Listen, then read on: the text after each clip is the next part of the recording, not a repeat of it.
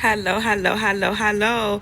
Good morning, guys. Welcome back to my page. I'm Chosen1444 Healer, and I'm back with another daily message topic, okay? So today I want to get into the topic on what is pattern recognition, right? So pattern recognition is basically having the ability to read energies, recognize energies, repetitive behaviors, something like where you know in psychology where how they categorize people based off characteristic traits, or like what we say in the law enforcement field, the modus operandi, your MO. So why I want to get into that, because it's important to use the ability to recognize pattern recognitions in order to avoid certain circumstances that can happen to you in the future, right? So if somebody did something to you and they carry these certain traits, right, you could identify that in the next person to avoid that same situation happening again, right? So that's what I want to get into today, okay? So it also could come in forms too, such as like synchronicities, recognizing like a repeating patterns, most numbers through movies or the message in songs.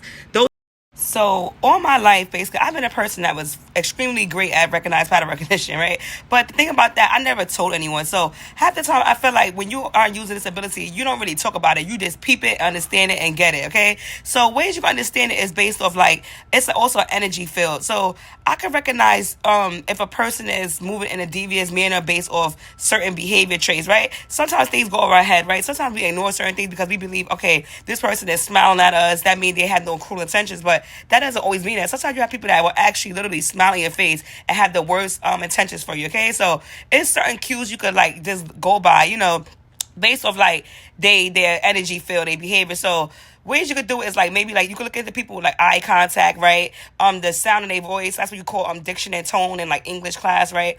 Those are things that you could just study to know like, okay, normally a person that's being sneaky or conniving, they're like moving where they're trying to be like hidden, and this being able to recognize patterns will also help you like in the future, like say when it comes to like even like work environments and scenario settings,